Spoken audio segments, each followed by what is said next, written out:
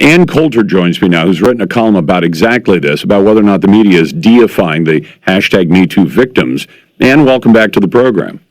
Thank you. Good to be here. I am delighted he's going to prison. Though me the too. lawyer in me says, yes, but he's not supposed to be judged on things that weren't before the court. But my point in the column is, I spend a lot of my time in L.A., and wow, there are a lot of pretty waitresses in L.A.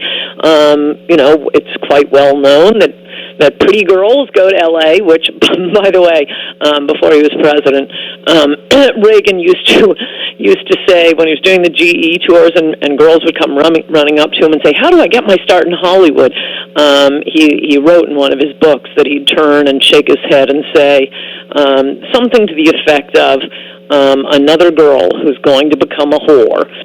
He was very sad and did not want to encourage girls to go to Hollywood. But in any event, my point is that, there are heroes in this story, but they're not the ones who have grounds to claim rape, because they're the ones who, when he came lunging out of the bathroom and whipped it out, they fled the room.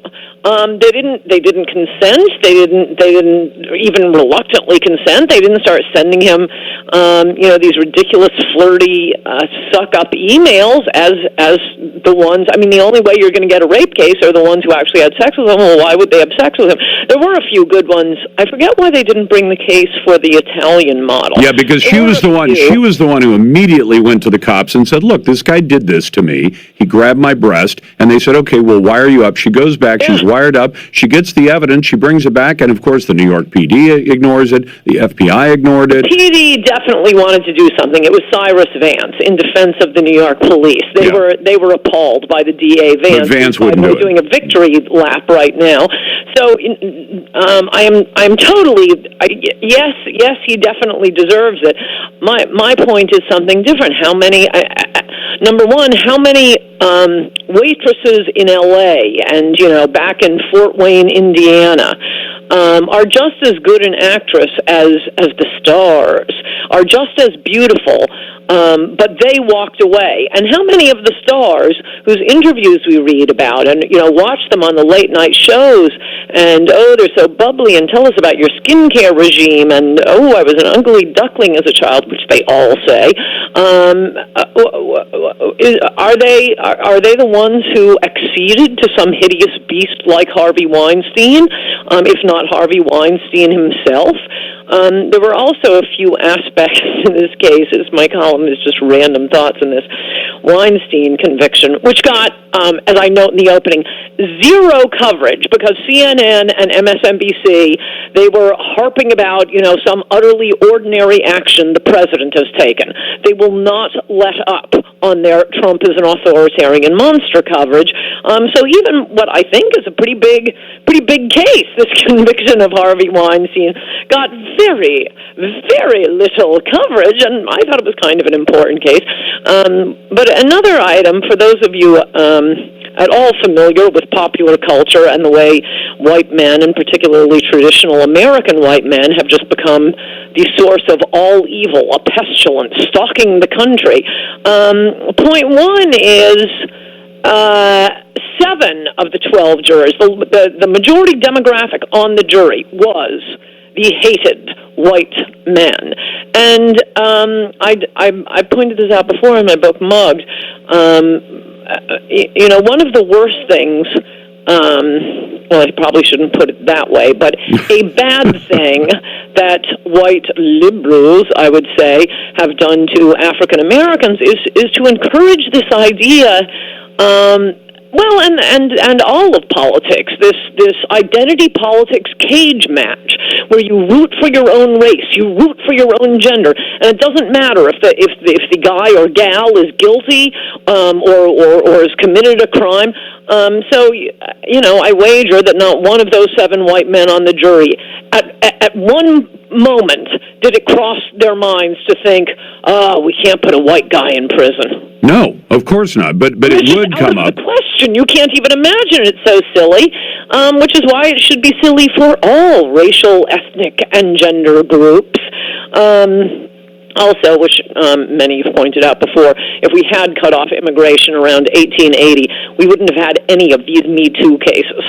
No, we wouldn't. We need a little better job doing the assimilation. I guess, Ian, when I look at this and you think, what if there were basically 2 or 3 categories? Women who were approached by Harvey Weinstein, he did awful things, and then they went on to stratospheric careers and then didn't have to do it anymore because they'd risen to a level that, basically, their career is carrying them on, and now they won't say anything about Weinstein or what they might or might not have done. And there were defenders of Weinstein, and then there were women who were victimized by him and got decent careers and didn't do anything. And then there were women who said, no, he did these awful things to me. And then I kept on doing things, sexual things with him for a long period of time.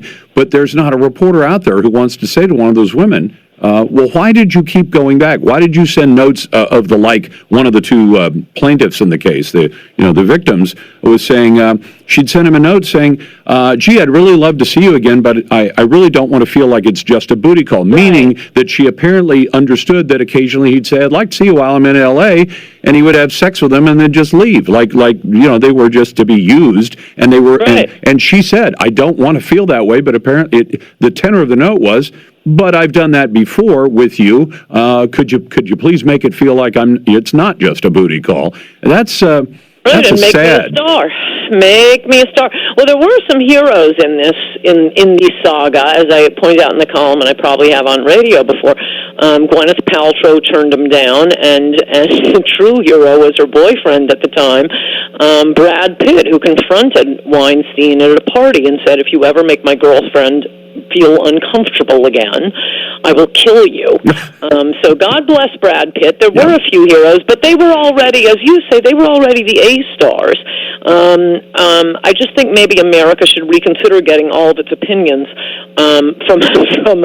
from glamorous Hollywood stars now that we know what so many of them go through in order to be that star rather than be a waitress in Hollywood. I know that you're usually tied up writing, but I don't know if you saw the latest twist to this. Weinstein, instead of going straight to jail, went off to the hospital because at least he's saying he's very, very ill. And now even New York prison officials are saying, we're afraid that if he ends up, he is in custody, but if he ends up there, he may suffer an Epstein incident.